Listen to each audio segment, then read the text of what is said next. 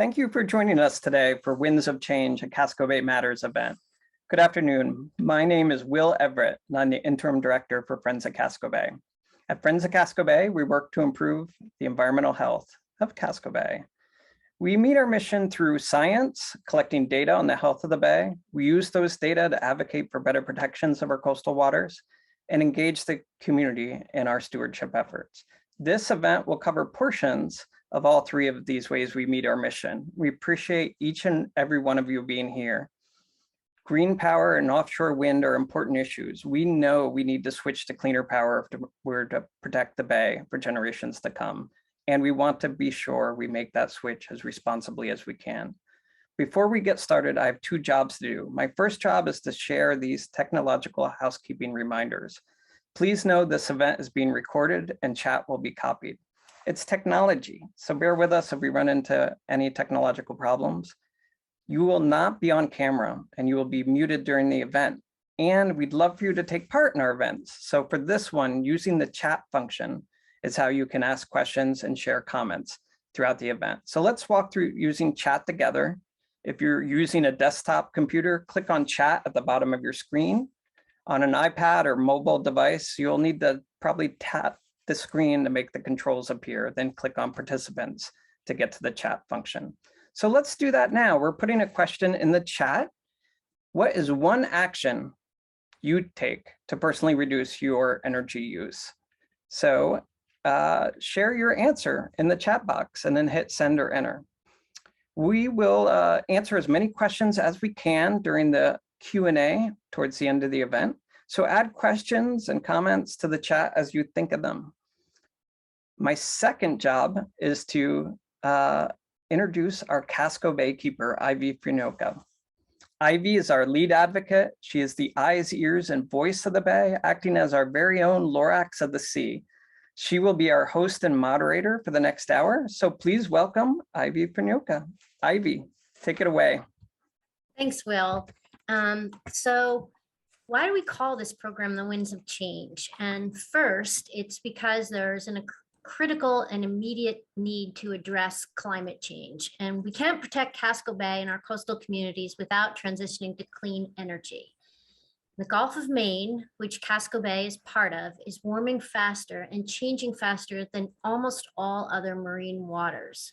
And our data, Friends of Casco Bay's data, shows that Casco Bay is also warming and changing.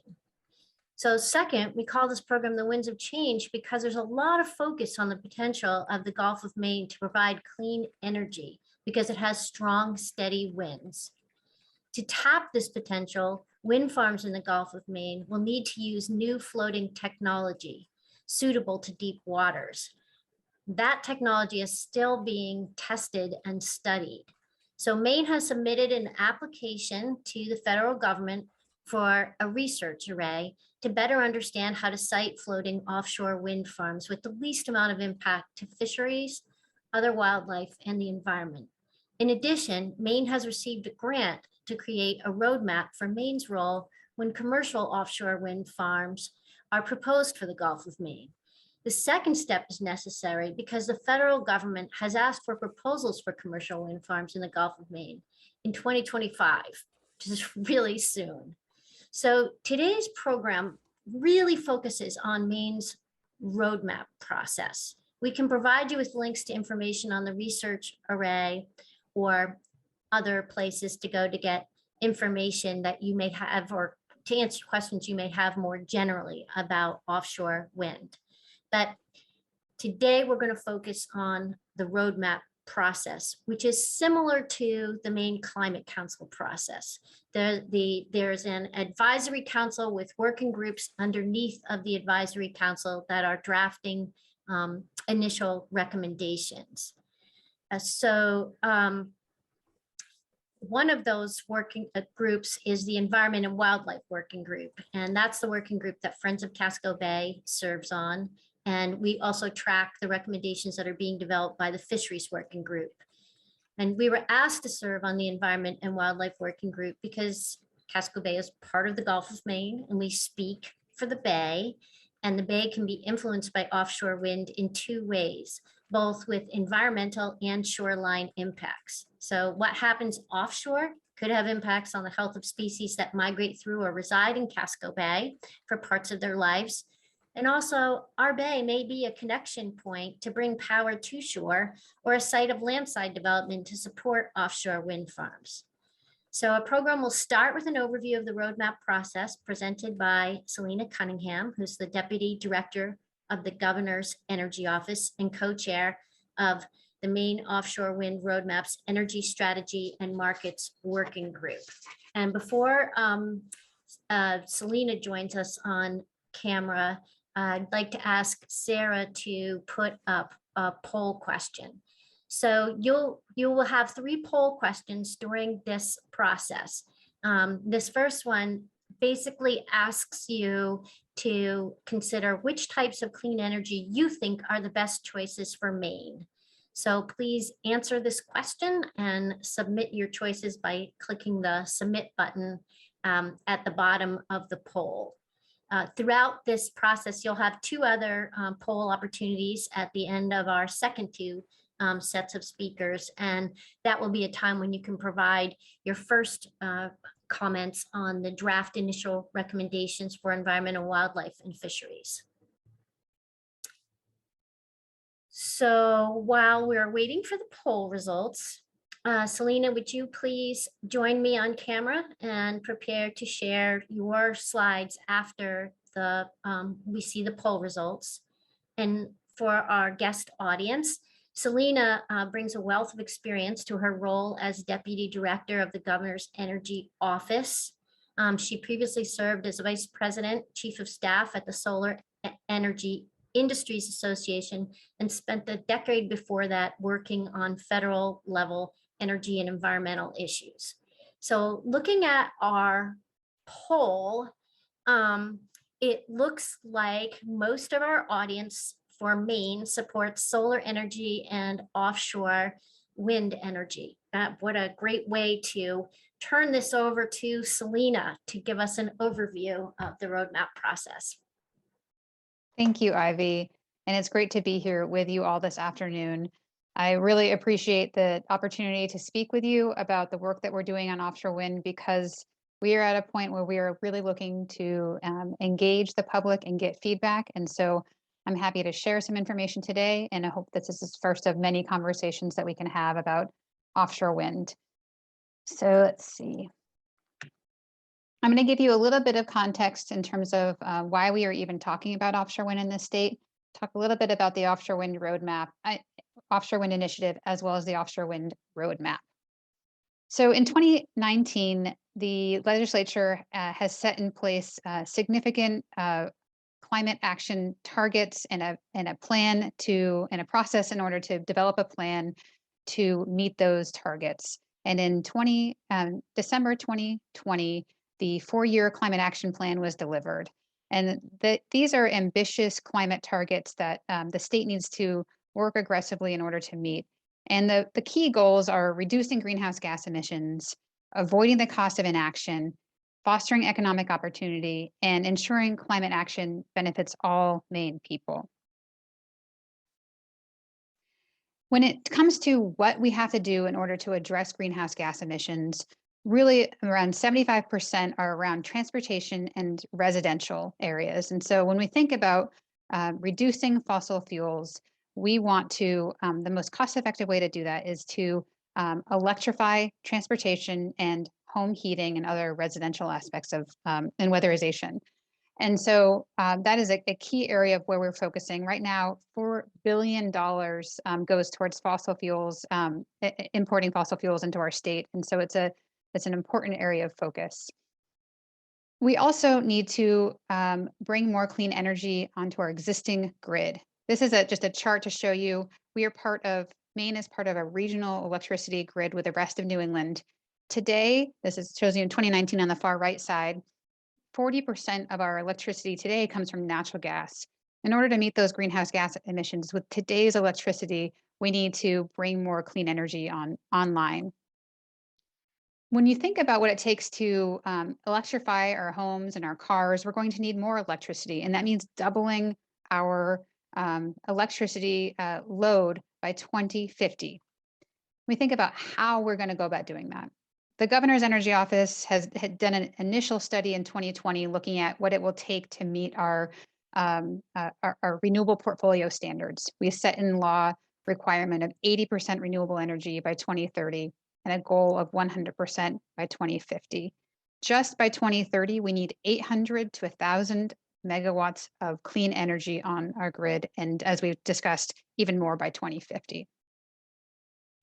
And when you think about how we're going to go about doing that, the state of Maine, we have been working on a diverse portfolio of clean energy options for the state.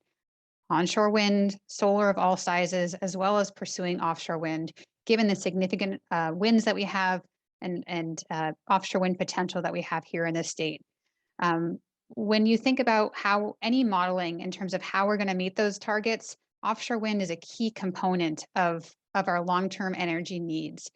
In addition to that, when you think about the rest of New England, offshore wind is an essential component for significant amount of electricity, including in the Gulf of Maine. And so what we are thinking about is, what does this mean for the state of Maine as we do see this advancement of development in the Gulf of Maine?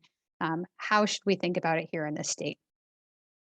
And this is a picture of, on the right-hand side, of areas that have been leased or under consideration for leasing by the federal government. As Ivy mentioned, there are plans for leasing in the Gulf of Maine in 2024. There has been development over the last number of years by the federal government to lease and develop offshore wind in the U.S. Globally, there is over 30 gigawatts of offshore wind worldwide. We're seeing technology declines in terms of costs, and then also increase in number of state mandates. All of this is to show that there is advancement in terms of the U.S. pipeline and plans for the offshore wind industry. And this is in October, the Biden administration announced a goal of 30 gigawatts by 2030, and the Gulf of Maine LISA, which is this last pink bar at the bottom, shows that they're leasing in 7 other areas in the coming years, with the Gulf of Maine being the last one in this first administration of Biden's. In the Gulf of Maine, we will require floating technology given the water depths. And so far, there have been 13 floating projects worldwide. So it's not as advanced as fixed bottom platform offshore wind. However, the industry is advancing rapidly. Just in January, Scotland leased 25 gigawatts of offshore wind, 65% was floating. And as we were learning and from other states, whether it's California, Oregon, New York, or the Mid-Atlantic, when states are planning for long-term energy needs, they are looking to floating foundations down the road. And so in the state of Maine, what we are doing is obviously trying to address climate change, harnessing renewable energy that we have out in the Gulf of Maine, doing so to create additive economic opportunity, but in a way that sustains Maine heritage. Today, I'm not spending a lot of time talking about fisheries and environmental questions and issues around offshore wind, because we have great guests. We have Meredith Mendelson and Wing Goodall, who will talk later about those issues. But they are critical questions and issues that we want to think about when we are advancing this issue here in the state of Maine. So under the initiative, there's a number of different projects, planning, partnerships, and legislative activities that have been happening over the last couple of years. I'll give you a brief overview, but we're all coordinating this work through the Governor's Energy Office and the Offshore Wind Initiative. As you may have heard, there's a one turbine project in state waters led by the University of Maine and their private partners to really test the University of Maine Hull technology, which is its first of its kind floating technology. It will be the first floating offshore wind turbine deployed in the U.S., and that project is under development now. In addition to that, the state of Maine submitted an application for a larger up to 12 turbine project in federal waters. to help answer some of these fundamental questions around coexistence and how to minimize impacts of floating offshore wind and learn from this advancing technology.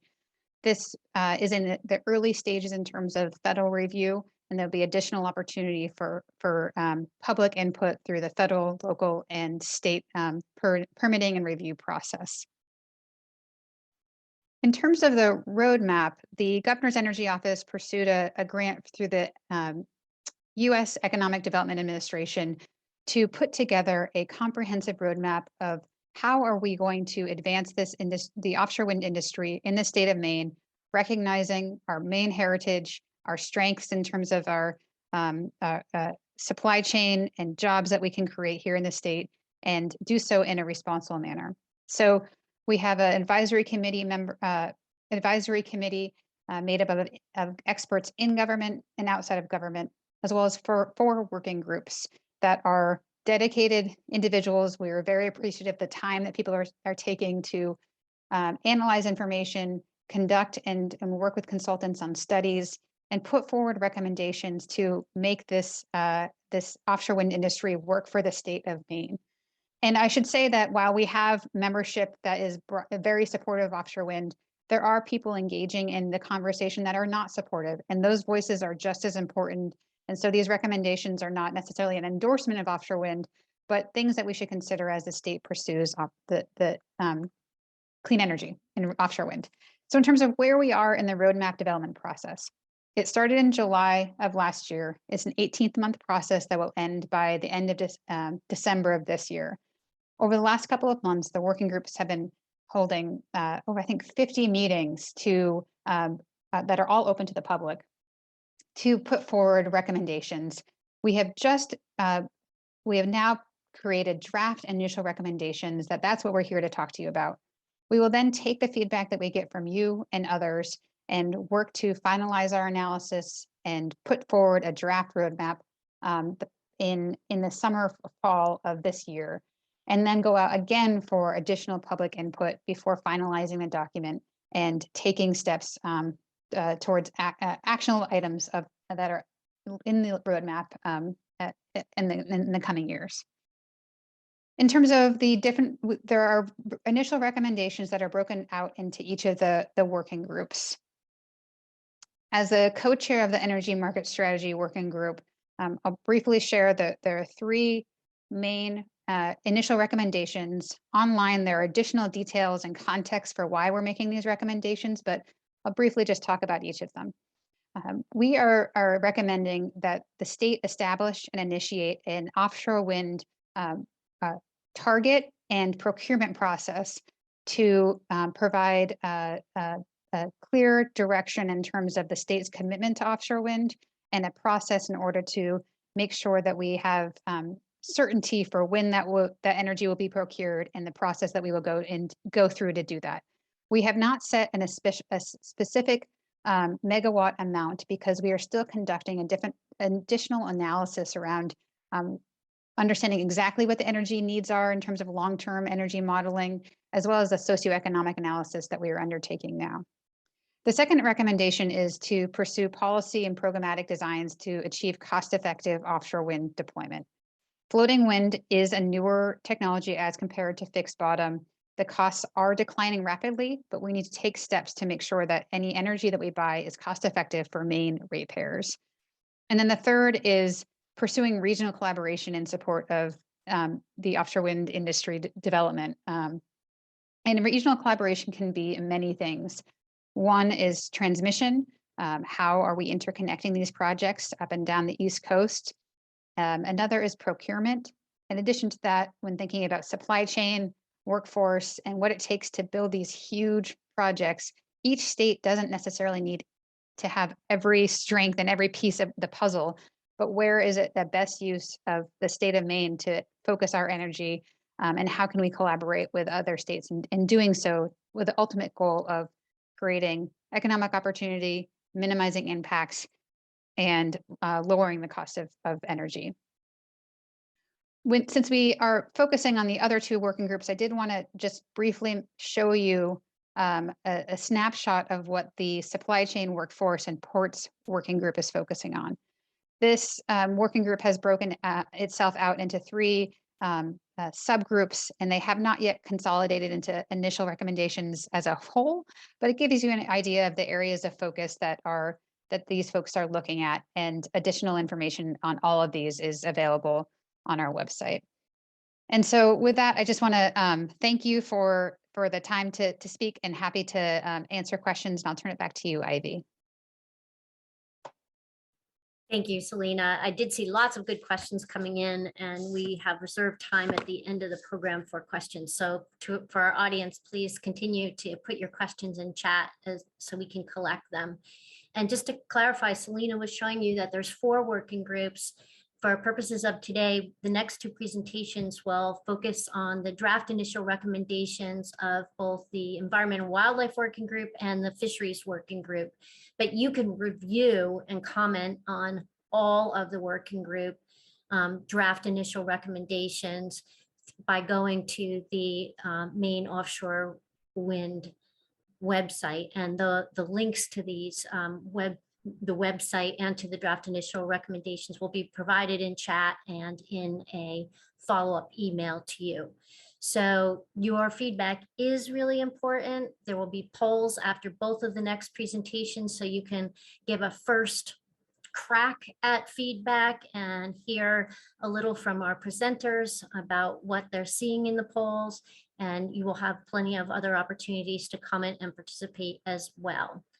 So I'd like to invite Wing Goodall to join us on camera to present the draft initial recommendations of the Environment and Wildlife Working Group. Wing is the Senior Science Director at Biodiversity Research Institute and adjunct research faculty at the University of Maine.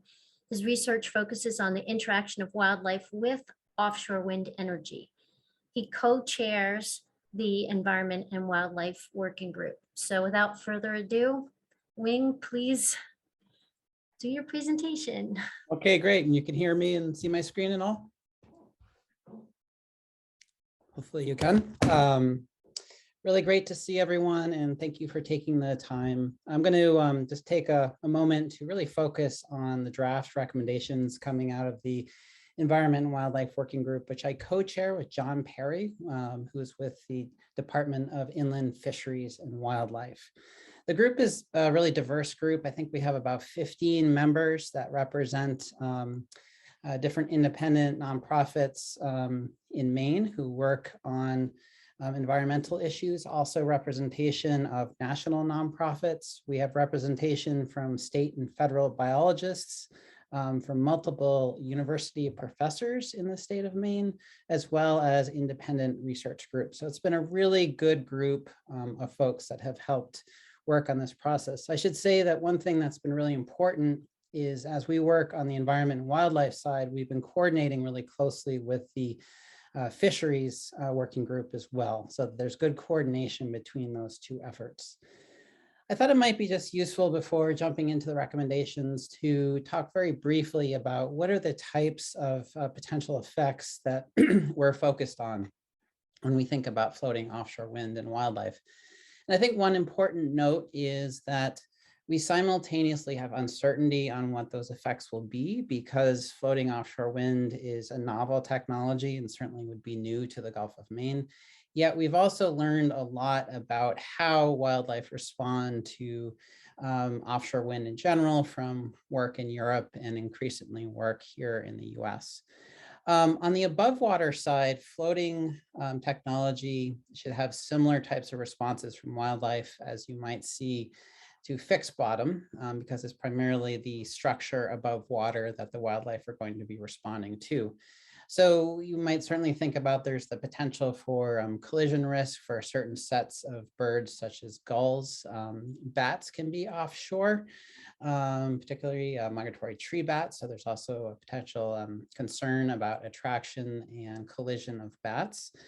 For another set of birds, they actually want to avoid turbines, and that avoidance response varies by species group. But for some species like loons, there can be a strong avoidance response that starts as far as 16 kilometers away, and that can lead to displacement from potential foraging habitat.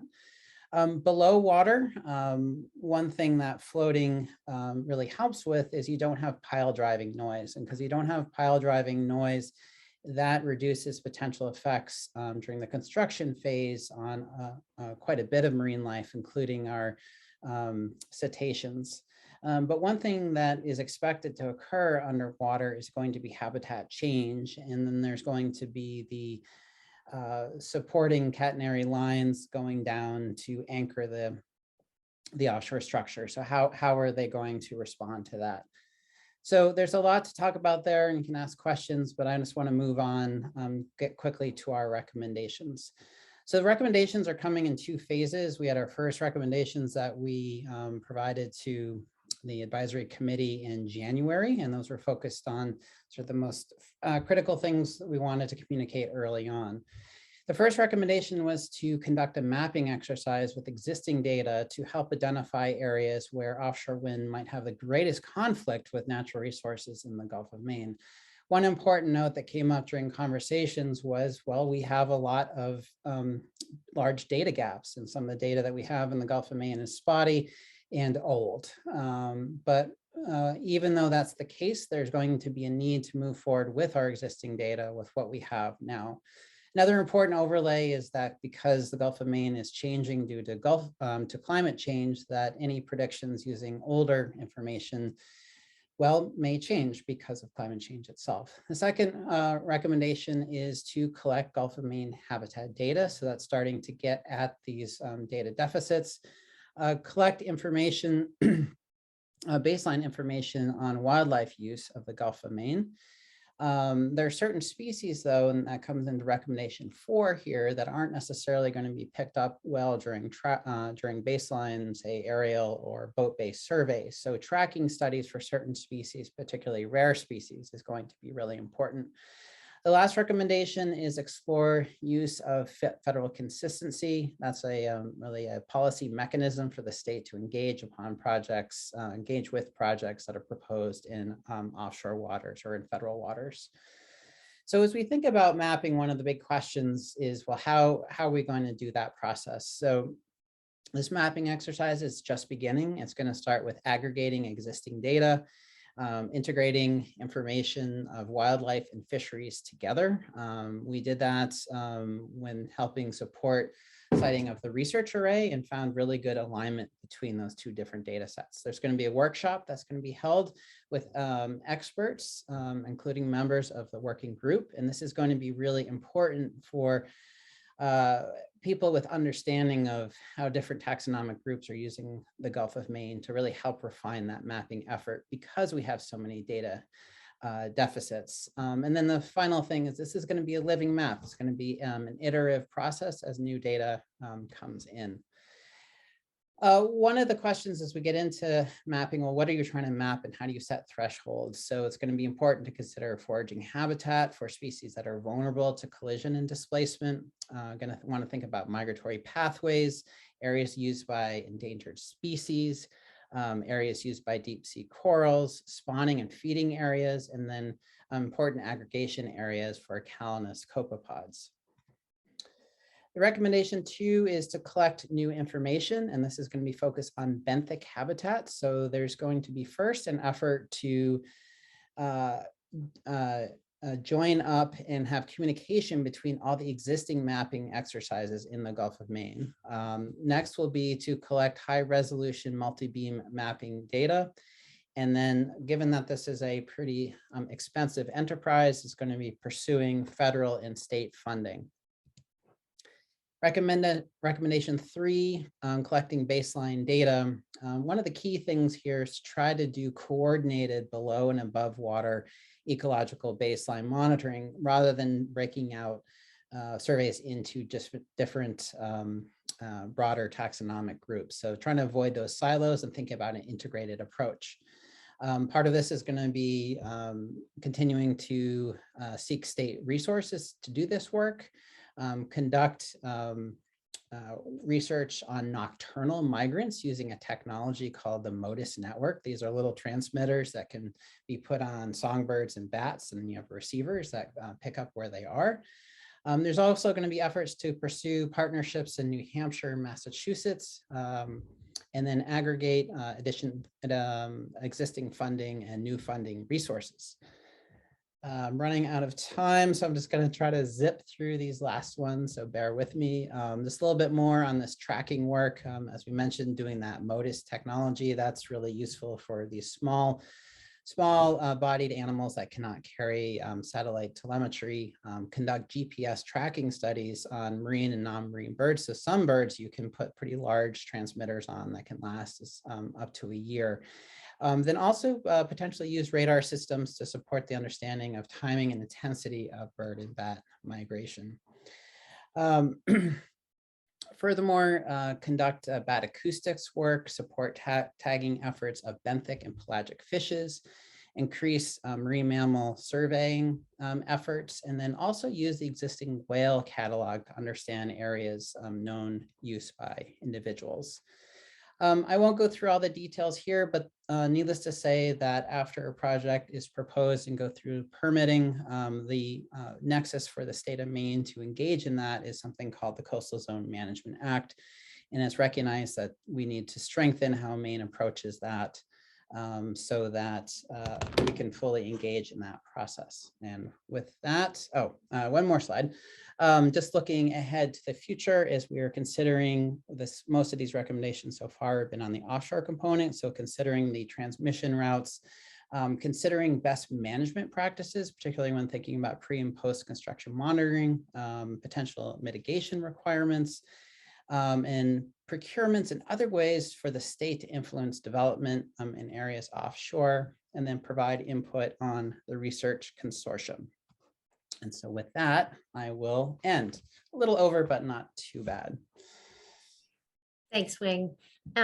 So in a moment, Sarah's going to put up a poll question. I saw that Will put a definition in the chat. There's some other words that our guest attendees might not know. Cetacean, and you talked about copepods. So just want to make sure people know that when we're referring to cetaceans, that's talking about whales, dolphins, and porpoises. And the copepods are really important because they're the base of the food chain for many species, are very important to the endangered right whale. They're equally important to a healthy lobster fishery. So Wing, if you'd like, you can stay on camera for our guest attendees. There's a poll up. You'll see a gray bar on the side of the poll. You can use that to skim through this. And what this poll asks you to do is to rate each of the 5 draft initial recommendations that Wing just presented, and to tell us whether you feel that it's not at all important to very important. And we'll collect these poll results and share them with the audience and give Wing a chance to comment on your initial thoughts. And again, this is not the only way you can provide feedback. This is a starting way to have interactive feedback on the very first round of draft recommendations that the Environment and Wildlife Working Group has put forth. So Sarah, please let us know when the poll results are ready and post them. Looks like folks are still filling them out. Let's give folks just another moment here. Sounds good.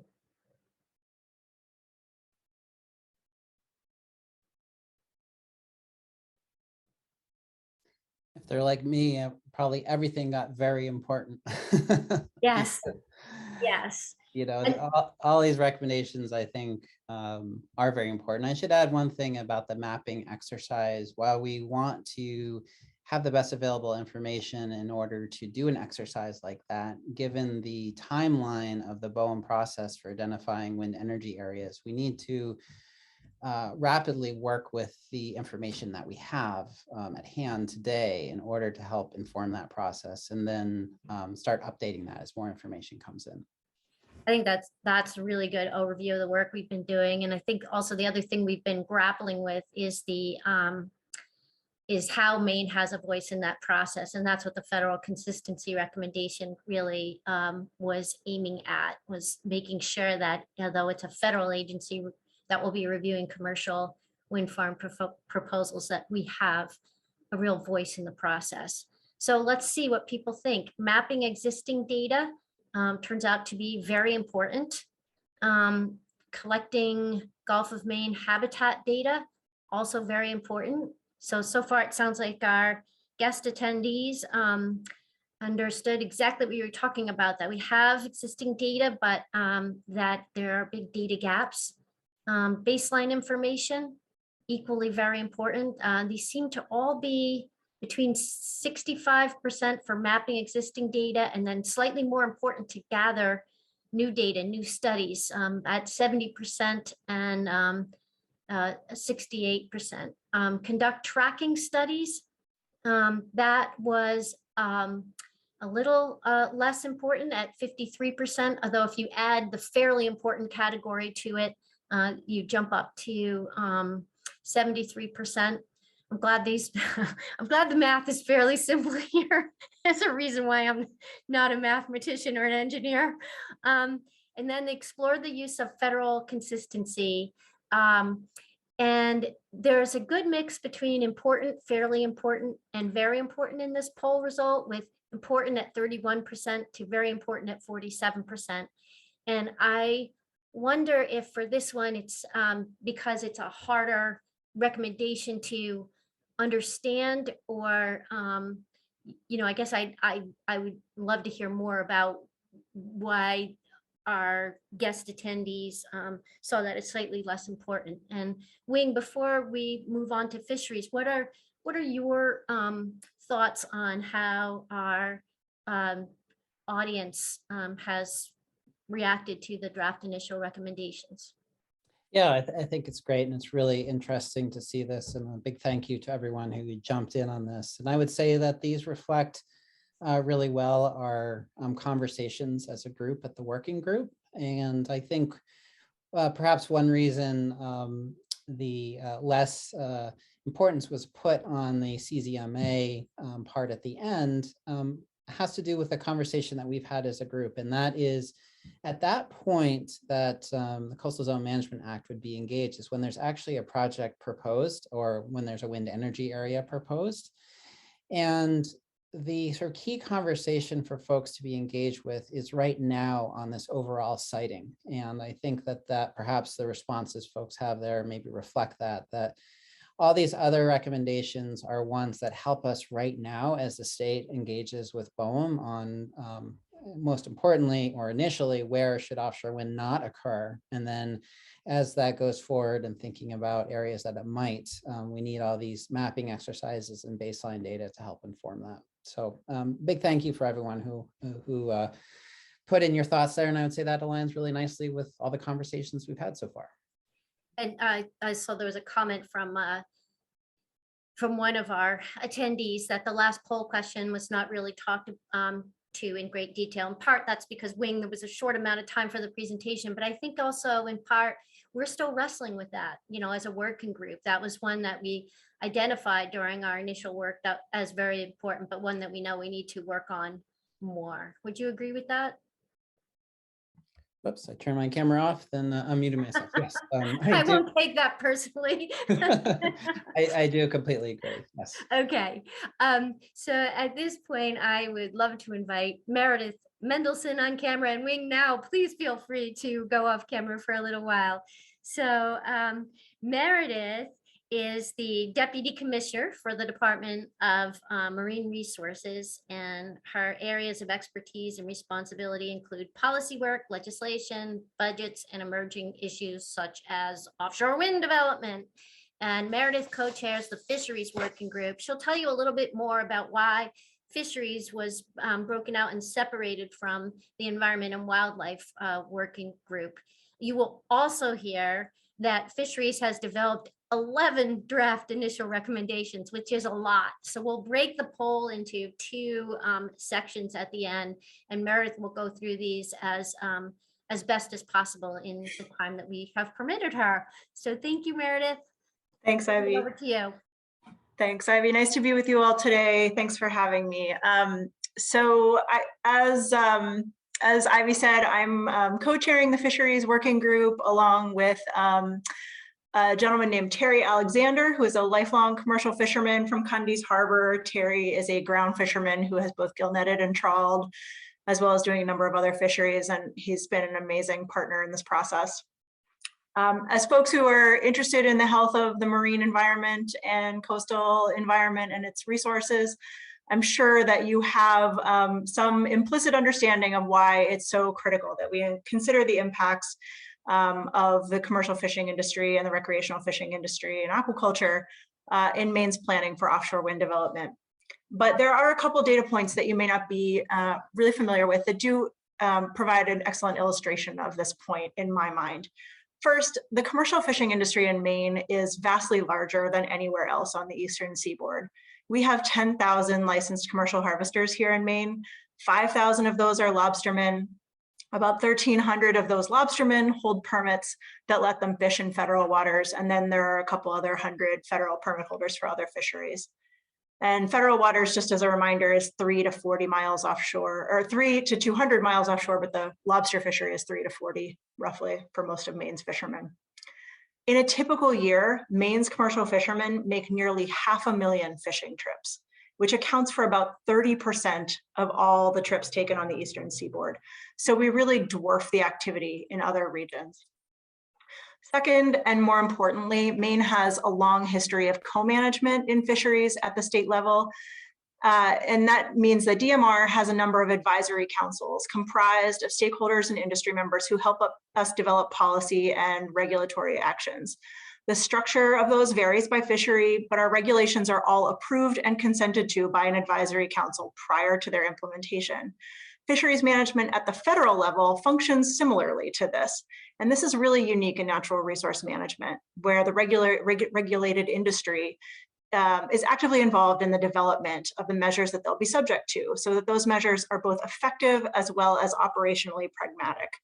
And the point here is that fishermen are used to being engaged in the regulatory environment that affects them.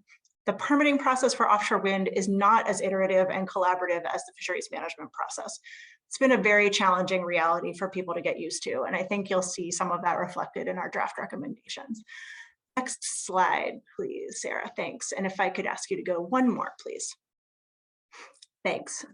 So I just want to emphasize again that these recommendations are really driven by the experience of our members, as well as scientists and policymakers and other fishermen in other regions of New England, particularly Southern New England, as well as other countries. The issues and challenges of siting offshore wind and the permitting process are things that are being shared regionally, and fishermen are hearing from their colleagues, as are we in the policy realm, about some of those issues.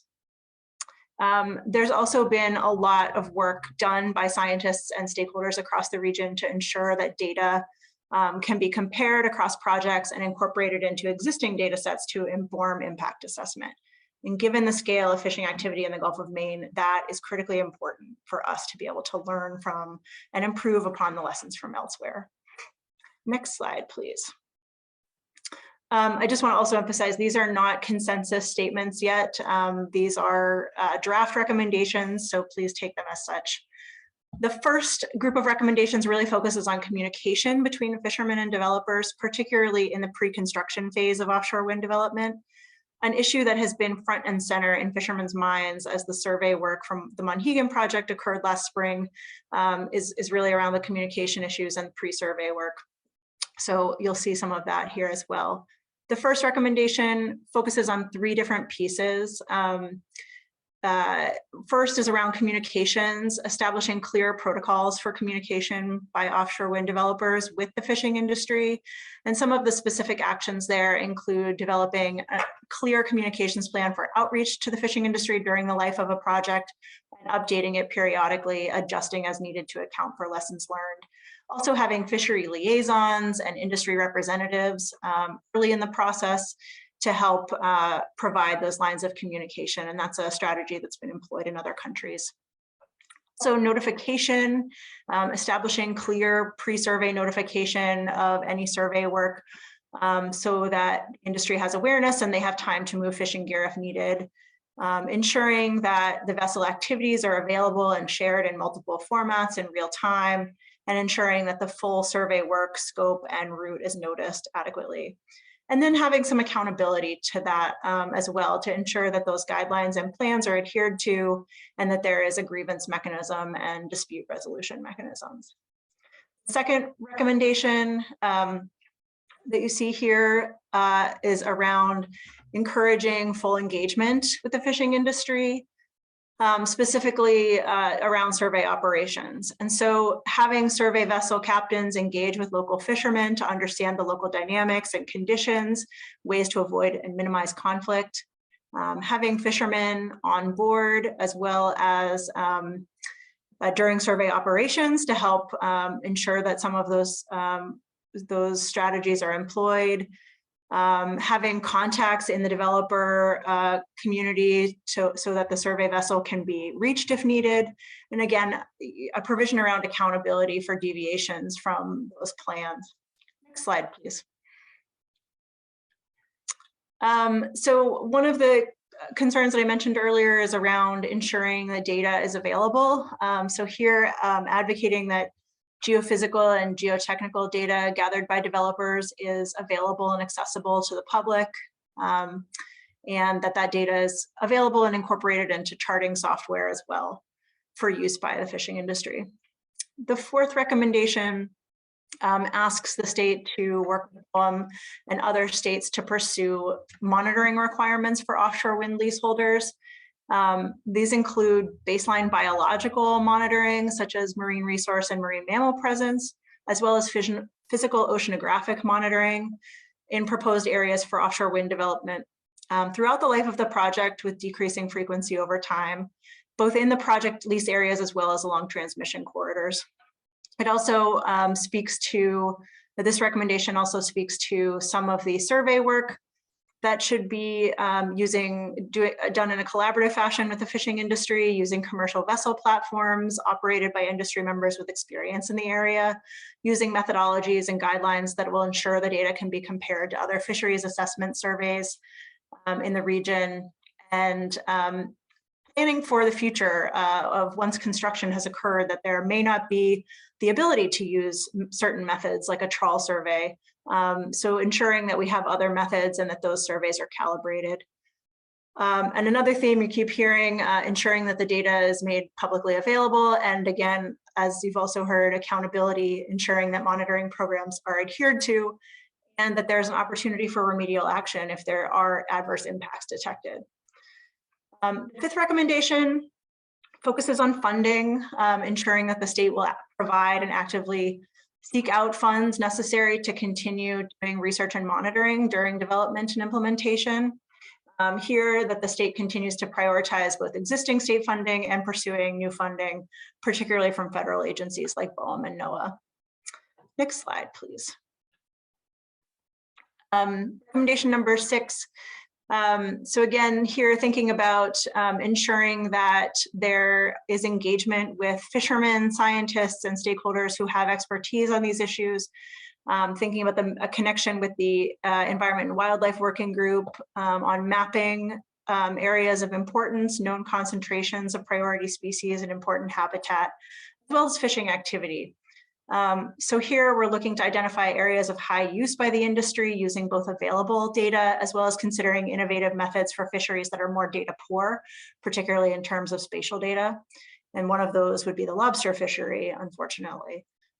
So one of our most important fisheries here in Maine. Especially here, we want to take into consideration impacts that might cause greater impacts on one particular fishery, one port, or one region. And we want to avoid areas of high productivity for fisheries, including upwellings, spawning grounds, or areas that are protected through existing fishery management because of their habitat value. We also are recommending a port access study by the Coast Guard that assesses transit areas. I'm going to ask you to go to the next slide, please. just to try to speed along here. Also a port impact assessment to understand those potential unique impacts and ensure that they might not be concentrated in certain ports, understand the implications for shoreside communities as well. Recommendation number 9, one thing that the working group has been considering that has been somewhat complicated and controversial is the potential of to recommend avoiding installation of offshore wind turbines within a certain distance from shore. The working group has discussed a number of boundaries around that and a number of other potential strategies. So it's not clear yet how that particular recommendation might advance. Next slide, please. The last 2 slides, one is around ensuring that the state is helping to support the industry and promote engagement with the industry, with BOEM. And the final recommendation is really an equity focused recommendation. So ensuring that the structure of our existing state authorities and the ability of the fishing industry to participate in those authorities is well structured, and that there are mechanisms available to provide support and capacity for improved participation for the fishing industry. I think there's just one last slide, Ivy. I'm sorry, I'll be quick. Just wanted to highlight again, as Wing said, we are thinking about some other things going forward. You've heard some of these themes like accountability, regional coordination. I think other things that are of major concern to the fishing industry are cumulative impacts across the region, and certainly navigation and safety concerns, including search and rescue activities within wind farms. But we've been working closely in particular with the Environment and Wildlife Working Group on transmission considerations. We've had a couple of meetings kind of thinking through those issues, one of them with the EWWG, and making sure that we're thinking about ways to combine our recommendations and align them. And I'll stop there. Thanks. Thanks so much, Meredith. That was a lot to cover in 8 minutes. So Sarah, without further ado, would you please put up the first poll? Again, use the gray bar to scroll through this, and the first poll will cover the first 6 of the 11 draft initial recommendations of the Fisheries Working Group. And while you, our guest attendees, are answering this poll, it seems like a lot of the questions in the chat are why we're focused on offshore wind and floating technology. And Meredith, I think, I know this is really a Celina question, but I'm wondering if you might just briefly answer about the state ban on development in state waters and why that exists, and then again just reiterate that sort of BOEM process and why that there's a focus here that we don't necessarily control. Sure. Well, yeah, maybe I'll, so a couple of questions there. There is a prohibition that was implemented in state law last session to prohibit the installation of offshore wind turbines in state waters. And that was, I think, done in the interest of the majority of the fishing activity that does happen in state waters, really led by fishing industry interests. But I think regardless, the federal waters, so outside of 3 miles, are the likely area for larger projects due to the fact that there is, while there's still a lot of activity offshore, it's certainly less than all of the activity that happens within 3 miles of the coast. And so federal waters, I think, has always been the target area. The Gulf of Maine is very deep. And so that's why we're talking about floating technology here in the Gulf of Maine. Whereas in southern New England, you have a lot of shoals that allow the installation of fixed bottom platforms that are going to be less likely to be able to be installed here in the Gulf of Maine. Okay, thank you. Sarah, are we ready with the results of the first poll? I hope. Okay, so let's see what our audience thinks about the first 6 recommendations. It looks like developing clear communications gets a whole lot of support. Wow, if you put together it's either important to very important. So that's really, really great feedback. And it looks like the same with the procedures that encourage full engagement. So just like today's the start of conversations, it sounds like our attendees really view that as incredibly important. Data, once again, the data recommendations similar to environment and wildlife and monitoring seem to have high importance. Funds for research, and I know that that's another question that I see developing, is where the funds for this research will come from. So hopefully we'll get to that, or we'll provide another way to answer questions after this workshop. Wow, here we go. Mapping areas of concentration for priority species, habitat, and fishing activity. Very important. And I know we at Friends of Casco Bay agree, and I know that through the state process, there are a lot of people that agree that offshore wind needs to be cited and done responsibly to not cause negative consequences. So let's move on to the second poll. The second poll is the last 5 recommendations of the fisheries group. Again, scroll through. And Meredith, while our guest attendees are answering this, do you have any comments or thoughts on the results of the first poll? Yeah, I think it's actually really interesting that that the communication and the mapping and understanding, the potential siting impacts and issues aligns so well with, I think, that those are definitely 2 of the top priorities of the fisheries working group as well. So I'm not entirely surprised to see that, but I think it's really neat to see that in a diverse, set of audiences, we're seeing such good alignment. I think that's really great. That's a good sign. One other, I think, thing that that kind of comes to mind about that is that the mapping piece, this is a priority for multiple working groups as well. And as Wing noted, the timing of that is going to be challenging with the BOEM task force process, but it is something that the state is prioritizing because there is that alignment and agreement about the importance of that. And maybe while we're waiting for Sarah to collate the results from the second poll, do you have some thoughts on where the funding will come from for the research studies, or is that still various different?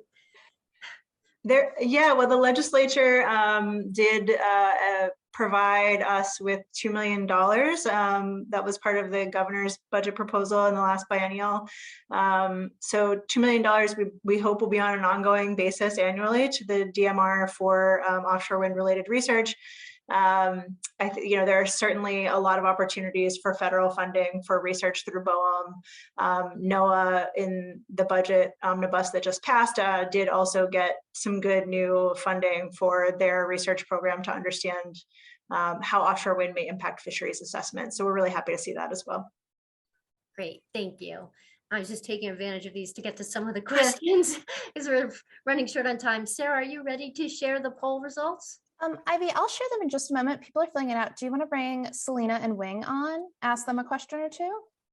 I can do that. I think the big one, Celina, that I've seen come up in a number of the questions that we're collecting is offshore wind a given? There are people who are concerned about the impacts on fisheries and the environment. I wonder if you can address a little bit about that aspect. Sure. So when you look at the energy needs for New England, there are no scenarios that don't incorporate offshore wind in their energy needs for the long-term future.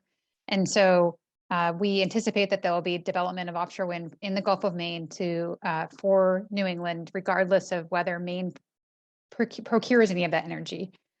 Regarding Maine specifically, we do believe that offshore wind in most scenarios is a part of our long-term energy future. And so that is, we're still finalizing that analysis and we'll share that when that's available. But I think both those, offshore wind is a part of the mix. There is a tremendous amount of need. And so I'm looking at multiple technology sources. Okay. Sarah, are you ready yet, or would you like me to ask another question? Great. All right. So let's see.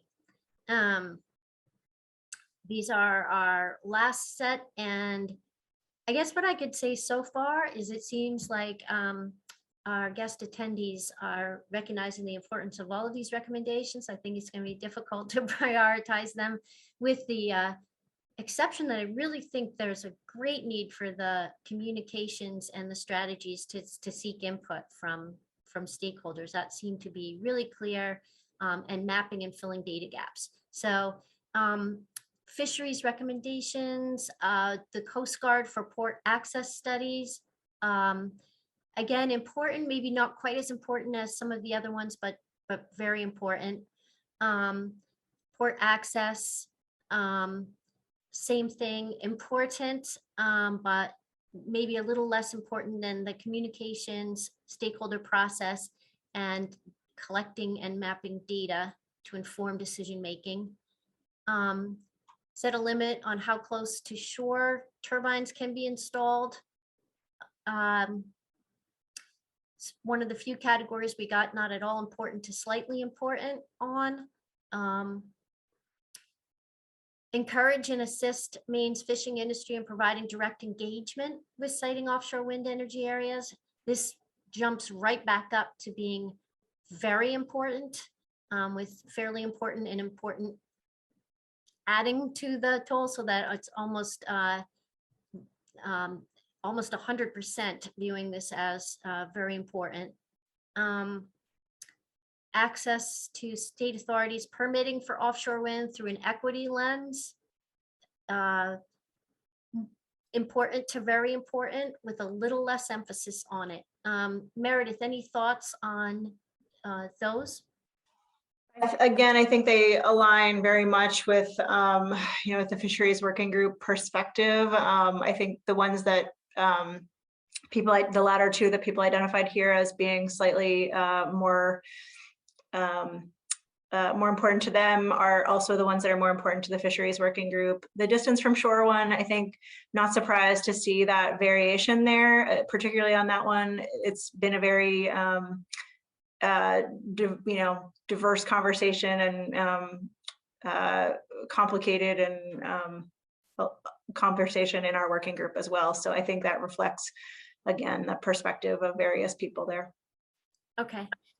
We are at time. So if for those of you who can stay on, I just want to give our speakers, Celina or Wing, a chance to say any last words before I wrap up. You all set, or do you have something you want to? Good, Celina? Good, thank you. This has been helpful and great discussion. Thank you. And I want to invite our interim director, Will Everett. Hey, thank you everyone for joining us, and thank you to our special guests for being here. And offshore wind is just one place that Friends of Casco Bay is making sure that the Bay's voice is being heard on. We are working on climate change issues and pollution issues in the Bay, and working on engaging our community, help keep an eye on this place. So there's a number of ways that you can keep helping us do this work. Of course, make a donation at cascobay.org. You can also sign up to be a volunteer. Particularly, we are recruiting water reporters, people to help us keep an eye on the Bay using these supercomputers that we all carry with us all the time, using an app on our phone. So sign up to be a volunteer on our website too. Thank you so much for caring about the health of Casco Bay. And out of respect for time, please look for a follow-up email. We'll have links in there and directions and a recording of the program so that you can provide further feedback. Thank you so much for joining us today. And a very special thank you to Celina, Meredith, and Wing for joining us for this presentation. Goodbye, everyone. Thanks for being a Bay lover.